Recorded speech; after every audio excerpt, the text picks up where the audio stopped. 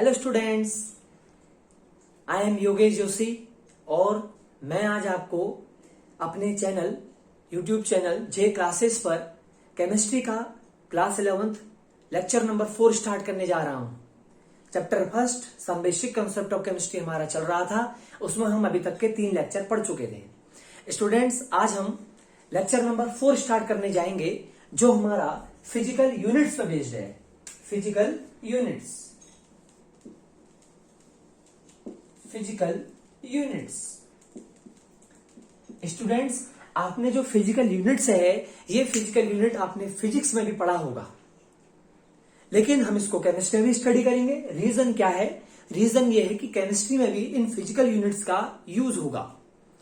ठीक है, देखिए स्टूडेंट, फिजिकल यूनिट क्या होती है? देखिए, आप ये बोलेंगे द स्टैंडर्ड अमाउंट, कोई भी ऐसा स्टैंडर्ड अमाउंट जो क्या करता है, फिजिकल क्वांटिटी को मेजर करने का काम करता है, उसे हम बोलते हैं फिजिकल यूनिट्स। तो आप बोलेंगे द स्टैंडर्ड अमाउंट, आप इसको ये बोलेंगे standard amount, the standard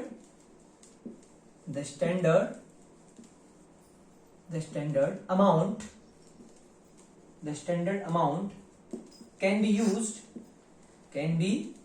used to measure a physical quantity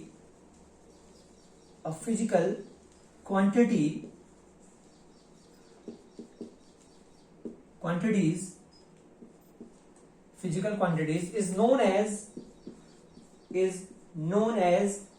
physical units। देखिए बेटा, फिजिकल यूनिट्स क्या होती है, ध्यान सुनिएगा।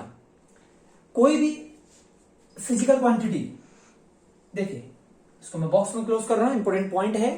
कोई भी फिजिकल क्वांटिटी, ठीक है, कोई भी फिजिकल क्वांटिटी, ठीक, जो फिजिकल क्वांटिटी को, यानी आप बोलेंगे जो फिजिकल यूनिट्स हैं, तो आप बोलेंगे जो फिजिकल यूनिट्स है ना, वो एक स्टैंडर्ड अमाउंट है। क्या है? Standard amount. कोई भी ऐसा स्टैंडर्ड अमाउंट, ठीक है, यानी कोई भी ऐसी एक स्टैंडर्ड वैल्यू या स्टैंडर्ड अमाउंट जिसका यूज हम किसके लिए करते हैं, फिजिकल क्वांटिटी को मेजर करने के लिए करते हैं, उसको हम बोलते हैं फिजिकल यूनिट। हमारे पास कोई भी फिजिकल क्वांटिटी है, उस फिजिकल क्वांटिटी के एक स्टैंडर्ड अमाउंट को मेजर करने के लिए जिसका यूज करते हैं, जिस वैल्यू का यूज करते हैं, उसको हम बोलते हैं फिजिकल यूनिट्स। जिस अमाउंट का यूज करते हैं उसको हम बोलते हैं फिजिकल यूनिट्स। ठीक है स्टूडेंट, समझ में आया आपको? ठीक है, तो देखिए, तो अब ये बोलेंगे कोई भी फिजिकल क्वांटिटी है, उस फिजिकल क्वांटिटी को मेजर करने के लिए जो स्टैंडर्ड क्वांटिटी होती है, जो स्टैंडर्ड अमाउंट होता है, उस स्टैंडर्ड अमाउंट को हम फिजिकल यूनिट्स बोलते हैं। ठीक है, अब देखिए स्टूडेंट्स, आपने फिजिक्स में, आप इसको नोट कर लीजिएगा, आपने फिजिक्स में सब पढ़ा होगा। जैसे आपने ये देखा होगा, हमारे पास MKS सिस्टम होता है, CGS सिस्टम होता है, FPS सिस्टम होता है, ठीक है, और ऐसे हमारे पास एक स्टैंडर्ड SI सिस्टम भी होता है। ठीक है स्टूडेंट, चलिए अब स्टार्ट करते हैं। हमारे पास जो फिजिकल यूनिट्स हैं, इनके कितने कितने टाइप्स हैं। देखिए स्टूडेंट्स, ध्यान से देखिएगा। देखिए स्टार्टिंग में क्या हुआ करता था कि हर कंट्री, इंडिया, अमेरिका, जापान, रसिया, ये सब क्या थे, जर्मनी, ये सब कंट्रीज, अलग अलग फिजिकल क्वांटिटीज यूज करती थी। जैसे पहले फिजिकल क्वांटिटी जो थी उसको हम बोल सकते थे CGS सिस्टम। ठीक है, देखिए CGS सिस्टम क्या होता है। देखिए CGS सिस्टम में C मतलब होता है यहां पर सेंटीमीटर, G मतलब होता है ग्राम, और S मीन्स होता है second. Means according to this system length is measured in centimeter. The length which is a physical quantity, which unit is centimeter. Gram is a physical unit of mass. Second is a physical unit of time. In CGS system, C represents centimeter, G represents gram, S represents second. मतलब इसमें क्या होगा, C centimetre है और centimetre में क्या होती है, लेंथ। सेंटीमीटर में क्या होती है, लेंथ, और ग्राम में क्या होता है, मास। सेकंड में क्या होता है, टाइम। अगर कोई सिस्टम में लेंथ सेंटीमीटर में हो और मास ग्राम में हो, टाइम सेकंड में हो, तो उस सिस्टम को हम बोलेंगे CGS system. Is that clear? सभी को समझ में आया? देखो स्टूडेंट, कोई भी अगर आपको प्रॉब्लम होती है तो आप पूछिएगा इस चीज को। आप कमेंट सेक्शन में नीचे लिख सकते हैं कि सर मुझे इस टॉपिक, इस 11 टॉपिक में मेरे को प्रॉब्लम हो रही, तो हम उस चीज को आपको क्लियरिफाई करेंगे। ठीक है स्टूडेंट्स, हम आगे बढ़ते हैं। ठीक है, सीजीएस सिस्टम आपको समझ में आया। अब हम अगला सिस्टम आपको बताएंगे। ठीक है, सीजीएस सिस्टम के बाद नेक्स्ट सिस्टम जो आएगा वो आएगा एमकेएस सिस्टम।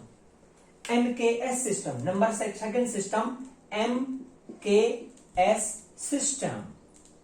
एमकेएस सिस्टम, ठीक है। अब देखिए बेटा, एमकेएस सिस्टम में क्या होता है, यहां पर एम मतलब होता है मीटर, एम मीन्स मीटर, के means kilogram, S means second.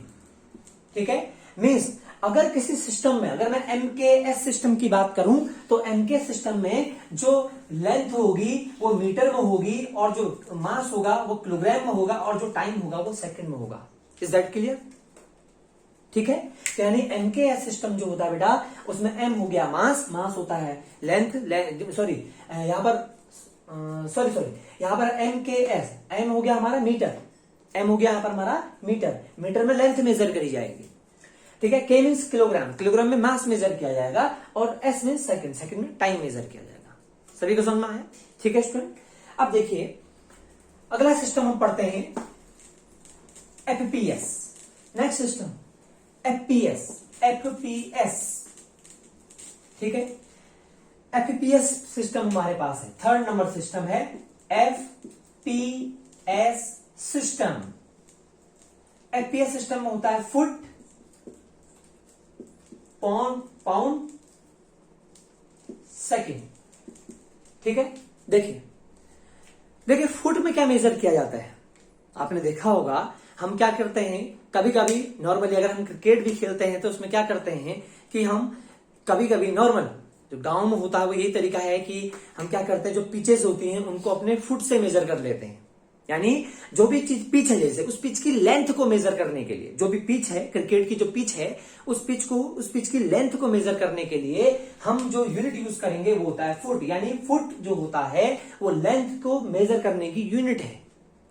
Pound क्या होता है, आपने देखा होगा, आप जब आपका बर्थडे होता है या फिर कुछ और फंक्शंस होते हैं तो आप केक को कट करते हैं, तो आप बोलते हैं केक इतने पाउंड का है, इतने पाउंड, मतलब आप बोलते हैं 1 पाउंड 2 पाउंड, जितने पाउंड का भी केक है तो आप बोलते हैं पाउंड। पाउंड मतलब यहां पर होता है मास, कि केक इतने मास का है। ठीक है, और टाइम सेकंड, टाइम तो हमेशा सेकंड रहेगा, है ना। हम केक खाते हैं, ठीक है, आप भी खाते हैं, तो यानी आपने देखा होगा कि उसमें हमने, आप जब केक की बात करते हैं आप बोलते हैं कि उसने इतने पाउंड का केक कट किया, तो कट करने का मतलब पाउंड, मतलब यहां पर यह हुआ कि उस केक का मास था। और आप बोलते हैं मैंने इस पिच की लेंथ मेजर करी, लेंथ इतने फुट आई, तो यानी फुट में लेंथ मेजर होगी और पाउंड में मास मेजर होगा और सेकंड में टाइम मेजर होगा। समझ में आ रहा है? ठीक है, तो यानी एफपीएस सिस्टम भी समझ में आया। अब देखिए स्टूडेंट्स, क्या करा, समय के साथ साथ बदलाव किए गए। देखिए हमारे पास सीजीएस सिस्टम था, एमकेएस सिस्टम था, एफपीएस सिस्टम था। हर कंट्री अलग अलग सिस्टम यूज करती थी। कुछ कंट्री सीजीएस, कुछ कंट्री एफपीएस, कुछ कंट्री एमकेएस यूज करा करती थी। तो क्या था, मान लीजिए अगर कोई इंडियन है वो किसी फॉरेन कंट्री में गया तो उससे क्या होगा कि वहां पर जाके अलग से यूनिट आपको सीखनी पड़ेगी। ठीक है, तो साइंटिस्ट ने क्या किया, इस प्रॉब्लम को सॉल्व करने के लिए साइंटिस्ट ने एक इंटरनेशनल सिस्टम बना दिया। और इंटरनेशनल सिस्टम में क्या किया गया, इंटरनेशनल सिस्टम में एमकेएस, एफपीएस, सीजीएस, इन सबको खत्म कर दिया गया। तो फिर साइंटिस्ट ने क्या करा, उनने कुछ स्टैंडर्ड यूनिट्स बनाई और उन्होंने कहा आप किसी भी कंट्री में जाइए, आप इस स्टैंडर्ड यूनिट को यूज करिए, आपको कोई प्रॉब्लम नहीं होगी। तो फिर हमने क्या किया, तो फिर एक नया सिस्टम आया बेटा, वो था हमारा SI system, international system unit, SI units. ठीक है, देखिए अब हम जो पढ़ेंगे SI units, SI units, SI units. ठीक है, अब हम पढ़ेंगे एसआई यूनिट्स। देखिए एसआई यूनिट्स क्या होती हैं, एसआई यूनिट्स जो होती हैं ये इंटरनेशनल सिस्टम यूनिट्स होती हैं।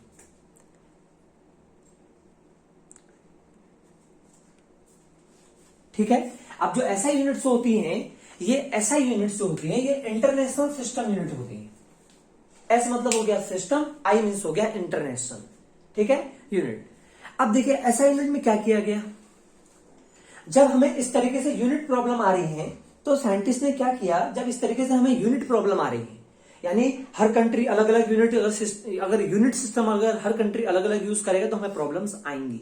तो उस प्रॉब्लम को सॉल्व करने के लिए साइंटिस्ट ने एक सिस्टम बनाया, वो था SI system.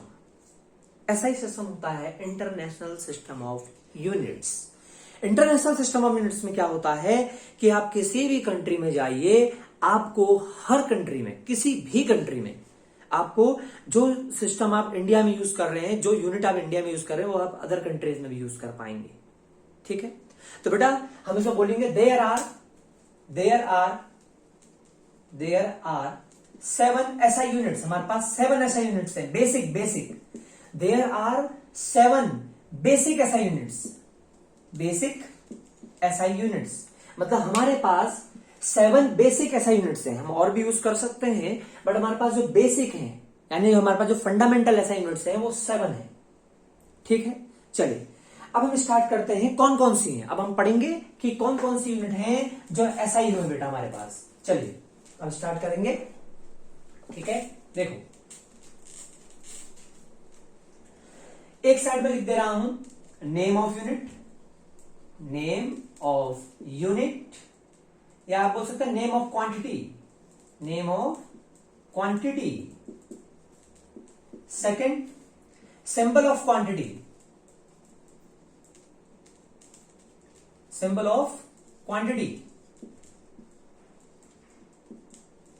Third, name of unit. Fourth, symbol of unit. ठीक है, देखिए अब ध्यान से सुनिएगा। तो हम पहले पढ़ेंगे उस क्वांटिटी का नेम क्या है, जो फिजिकल क्वांटिटी है उसका क्या नेम होगा। फिर उस फिजिकल क्वांटिटी को हम किस तरीके से रिप्रेजेंट कर सकते हैं, यानी पहले हम पढ़ेंगे उस क्वांटिटी का नेम है क्या है ना। फिर हम पढ़ेंगे उस क्वांटिटी को किससे रिप्रेजेंट करते हैं। फिर हम पढ़ेंगे उसकी यूनिट क्या, नेम क्या होगा, फिर यूनिट का रिप्रेजेंटेशन क्या होगा। चलिए, हमने बोला था 7 होती है बेटा, 7 होती तो हम स्टार्ट करेंगे 1। देखिए पहली जो यूनिट होती है बेटा वो होती है लेंथ। ठीक है, लेंथ लंबाई। ठीक है, लेंथ हम मेजर करेंगे। The representation of length is small L, यानी जो क्वांटिटी लेंथ है इसका जो सिंबल होगा वो होगा स्मॉल एल। ठीक है, स्मॉल एल होगा। ठीक, अब देखिए क्या चीज है, अब इसकी यूनिट क्या होगी, इसकी यूनिट होगी मीटर।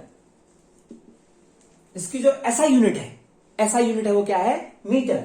और मीटर को रिप्रेजेंट करते हैं स्मॉल एम से। नेक्स्ट लेते हैं हम mass is represented by small M.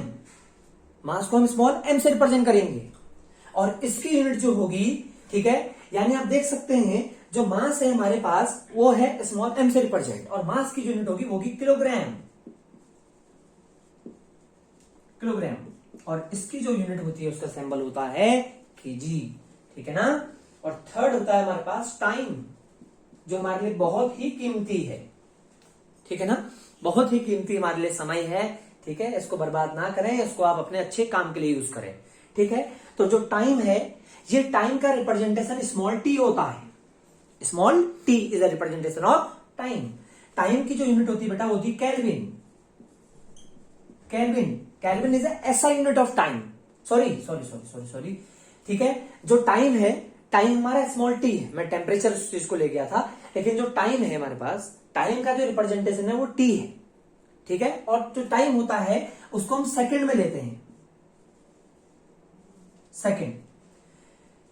अब देखिए, और इसकी जो यूनिट होती है वो होती है एसईसी। रिप्रेजेंटेशन जो होता है वो होता है इसका एसईसी। देखिए, मैंने टाइम को टेम्परेचर ले लिया था, टेम्परेचर मान लिया था, इस वजह से मैंने यहाँ पर केल्विन लिखा, इस चीज के लिए सॉरी। ठीक है, यहाँ पर टाइम लिखा है तो टाइम का रिप्रेजेंटेशन स्मॉल टी होगा, और स्मॉल टी यहाँ पर इसका यूनिट होगी सेकंड, और सेकंड हो गया एसईसी। ठीक है, फोर्थ हम पढ़ाएंगे टेम्परेचर, जिसको हम थर्मोडायनेमिक टेम्परेचर भी बोला करते हैं। अब टेम्परेचर बोलिए या थर्मोडायनेमिक टेम्परेचर बोलिए, रिप्रेजेंटेड बाय कैपिटल टी। ऐसा unit is kelvin. Kelvin represented by के। ठीक है, तो आप इसको नोट कीजिए।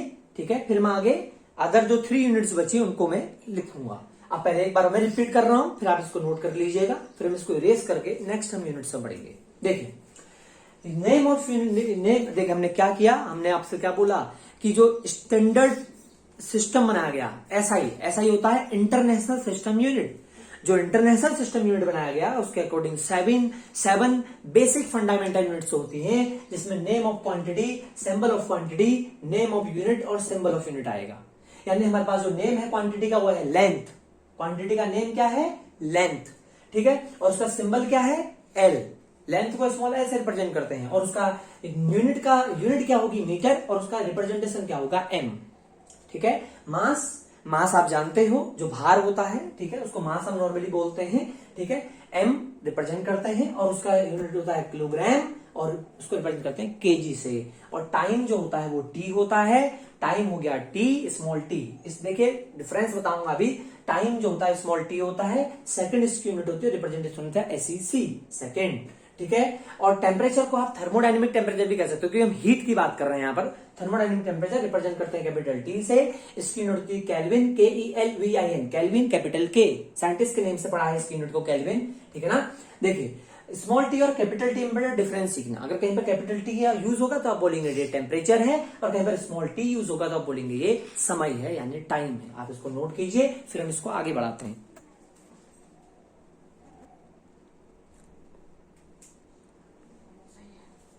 ठीक है, आई होप आप लोगों ने आपने ये नोट कर लिया होगा। ठीक है ना, ये नोट हो गया होगा। अब देखिए इसके आगे बढ़ते हैं हम। ठीक है, चलिए हम आगे स्टार्ट करते हैं। 3 यूनिट्स और हैं हमारे पास।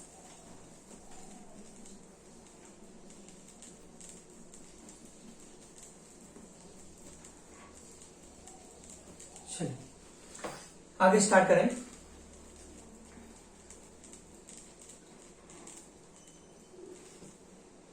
देखिए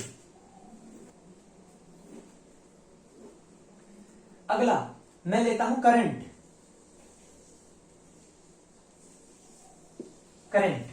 आप जानते हो इलेक्ट्रिक करंट भी कहते हैं। इलेक्ट्रिक करंट को रिप्रेजेंटेशन करते हैं आई से। आई होता है इलेक्ट्रिक करंट।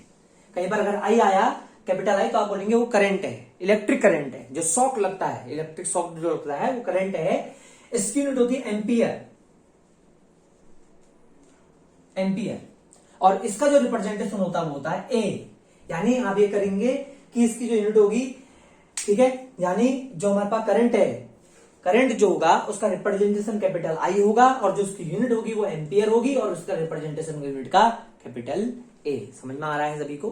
ठीक है, चलिए आगे बढ़ते हैं। अगला लिखते हैं हम amount of substance, which is very important, जो बहुत ही इंपॉर्टेंट है केमिस्ट्री के लिए।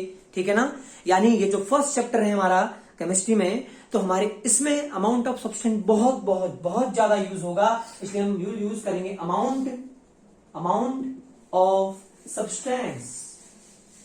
देखिए इंपॉर्टेंट सब है, बट हमारे लिए बहुत ज्यादा इंपॉर्टेंट है अमाउंट ऑफ सब्सटेंस। ध्यान रखिएगा, अगर मैं आपसे कोई चीज कह रहा हूं कि इंपॉर्टेंट है तो दैट मीन्स वो इंपॉर्टेंट आप है, और उसको पढ़ें, आपने पढ़ा भी होगा। अमाउंट ऑफ सब्सटेंस हमारे लिए काफी इंपॉर्टेंट है, बिकॉज हम आगे मोल कॉन्सेप्ट यूज करने वाले हैं।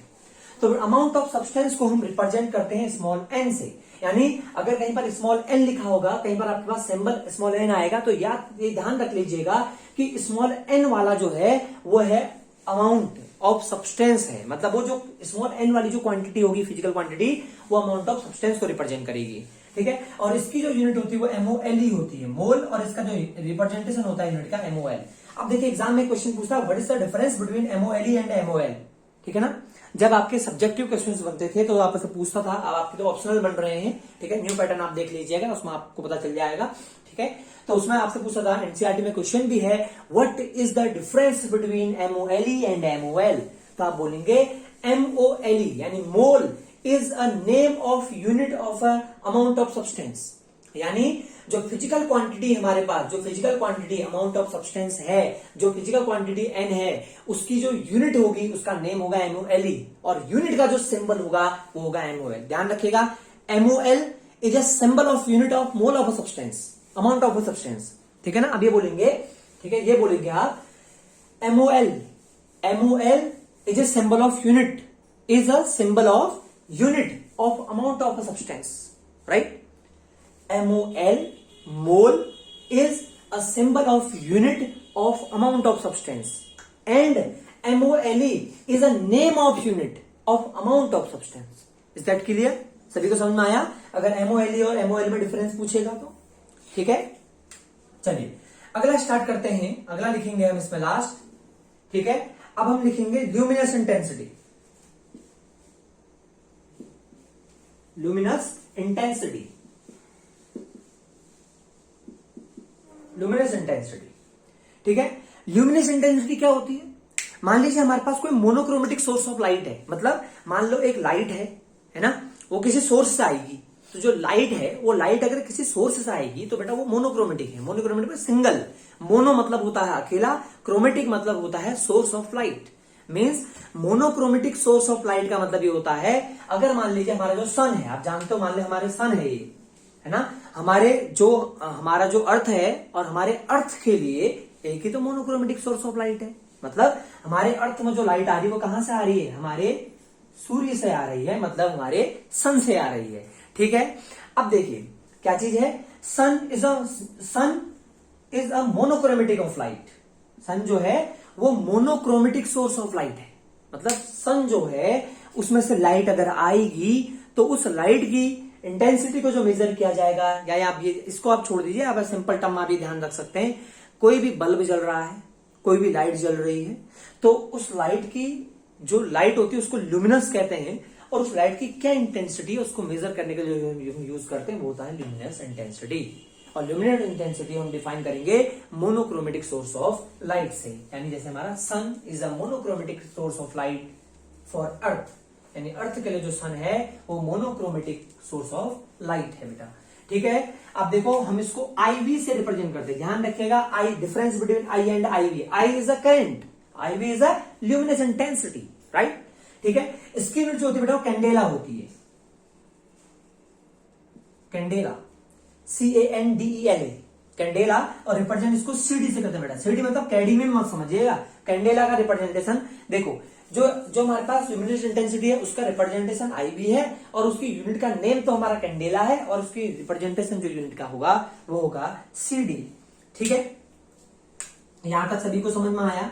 बोलिए, कोई इश्यू नहीं है ना, ठीक है। अगर कोई प्रॉब्लम होगी तो आप चैट सेक्शन में लिख सकते हैं। चलिए हम आगे बढ़ते हैं। तो हमने 7 फिजिकल क्वांटिटीज पढ़ ली। अब आपको 7 फिजिकल क्वांटिटीज को फटाफट से वन शॉट में रिप्रेजेंट कराता हूं, ठीक है ना। हम वन शॉट में फिजिकल क्वांटिटीज को फटाफट रिवीजन करते हैं, ठीक है। आई होप आपने सबने लिख लिया होगा, ठीक है। देखिए चलिए अब एक वन शॉट में इसको हम करते हैं रिवीजन, ठीक है ना। ओके स्टार्ट करते हैं। देखिए अगर मैं अब एक एक करके स्टार्ट करता हूं, ऐसा यूनिट देखिए मैं सिंपल फॉर्म में रिप्रेजेंट करने वाला हूं अब इस चीज को, ठीक है ना। देखिएगा, मान लीजिए हमसे पूछा स्मॉल l, तो अगर आपसे कोई स्मॉल l पूछेगा तो ध्यान रखेना स्मॉल l लेंथ होती है ना। Small l is a length, और लेंथ की जो ऐसा यूनिट होती है मीटर होती है, ठीक है। और अगर हमारा पूछेगा स्मॉल t होता है टाइम, और टाइम की ऐसा यूनिट होती है SEC, सेकेंड, या इसको आप S से रिप्रेजेंट कर सकते हैं, ठीक है। अगर कैपिटल T लिखा होगा तो ये होगा आपका टेम्परेचर, और टेम्परेचर की यूनिट होती है केल्विन, डिग्री, आप इसको केल्विन बोलेंगे, ठीक है ना। I is a current, current की यूनिट होती है एम्पियर। अमाउंट ऑफ सब्सटेंस, इसकी यूनिट होती है मोल, MOL। IV ल्यूमिनस इंटेंसिटी, इसकी यूनिट होती है कैंडेला। और हमारे पास एक और है मास, मास की यूनिट होती है kg। तो क्लियर हुआ, ठीक है ना।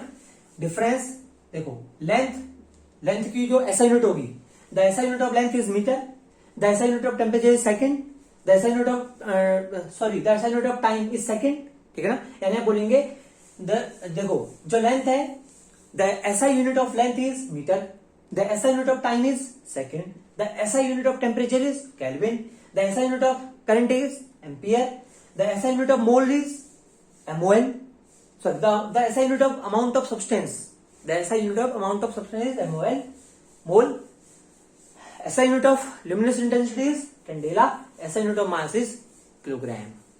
समझ में आया वन शॉट में, ठीक है। ये आपको फिजिक्स में भी हेल्प करेगा और ये आपको केमिस्ट्री में भी हेल्प करेगा, ठीक है, चलिए अब हम आगे बढ़ते हैं इस लेक्चर में।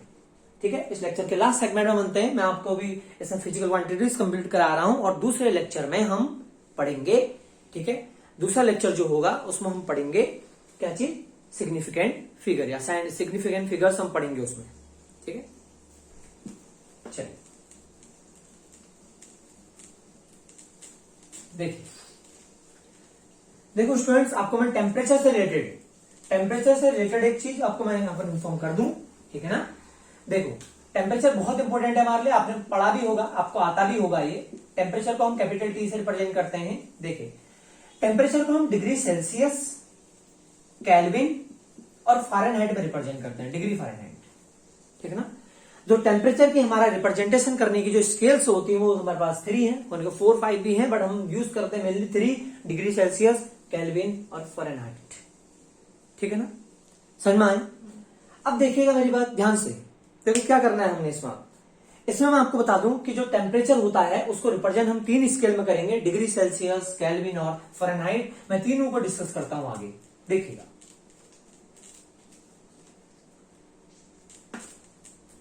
ठीक है, जनरली क्या होता है, कभी कभी हम यूनिट इंटरचेंज करने में हमें प्रॉब्लम होती है। सपोज कीजिए आपको कहीं पर टेम्परेचर डिग्री सेल्सियस में दिया है, या ये सपोज करिए कि क्या कर रहे हैं, आपको कोई टेम्परेचर केल्विन में लेना है, डिग्री केल्विन में, या आपको कोई टेम्परेचर केल्विन में लेके आना है। तो केल्विन में टेम्परेचर लाने के लिए क्या करना पड़ेगा आपको, degree Celsius, degree temperature in degree Celsius plus 273.15 add करना होता है केल्विन में।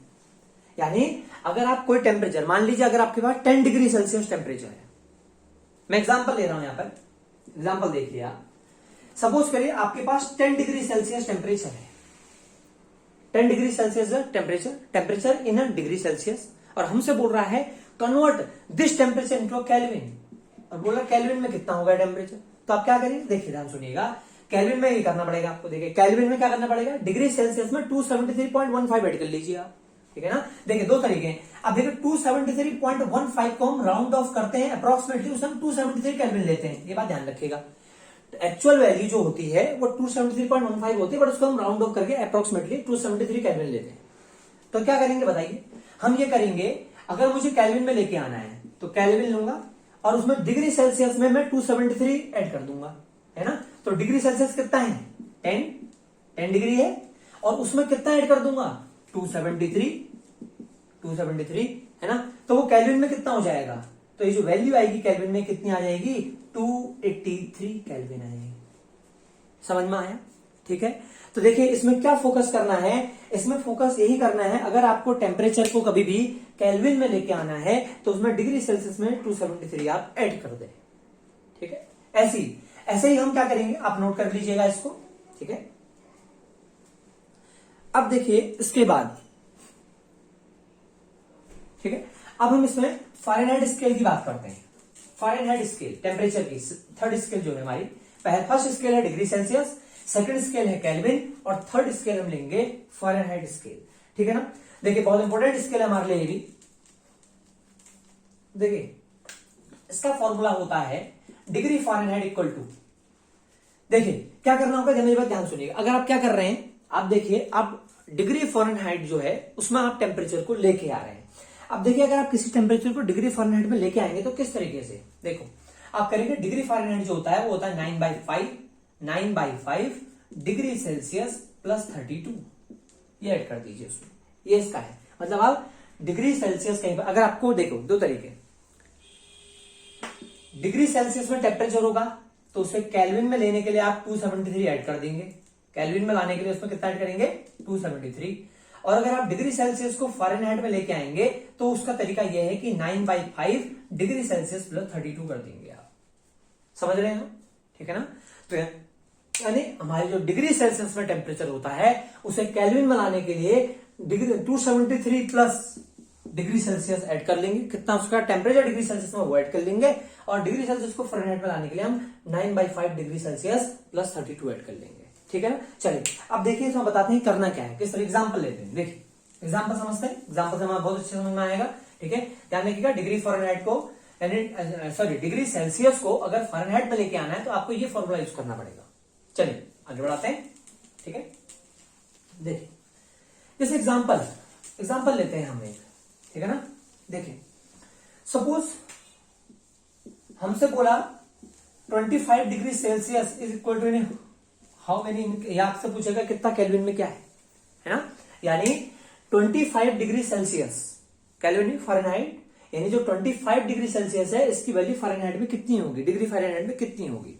देखो क्या यूज करोगे, मैंने आपको पहले ही बोला degree Fahrenheit equal to 9/5 degree Celsius plus 32, ये कर लेंगे आप, ठीक है ना। देखिए 9/5 डिग्री सेल्सियस कितना है 25 प्लस 32।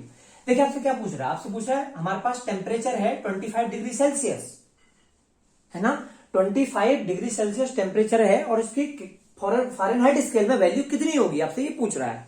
तो मैंने पहले ही बोला डिग्री सेल्सियस को फ़ारेनहाइट में चेंज करना है, तो डिग्री सेल्सियस को फ़ारेनहाइट में चेंज करने के लिए 9/5 डिग्री सेल्सियस प्लस 32 आप ऐड करेंगे, ये कैंसिल हो जाएगा, ठीक है। तो यहां पर इसको सॉल्व करके कितना आएगा 45 प्लस 32 कितना आएगा बोलिए, ठीक है 77 फ़ारेनहाइट आएगा आपका, डिग्री फ़ारेनहाइट। क्लियर हुआ, सभी को समझ में आया, ठीक है। देखिए ये तरीका कर सकते हैं, ठीक है। और आपने एक चीज देखा होगा, आपने ये भी देखा होगा कि बहुत बार आपने इस चीज को चेक करा होगा, हमारा जो बॉडी का जो टेम्परेचर होता है उसे हम लेते हैं, आपने देखा होगा जो साइकोलॉजिकल टेम्परेचर होता है ह्यूमन बॉडी का, ठीक है। इसको इरेज कर ले रहा हूं, आपको समझ में आया होगा।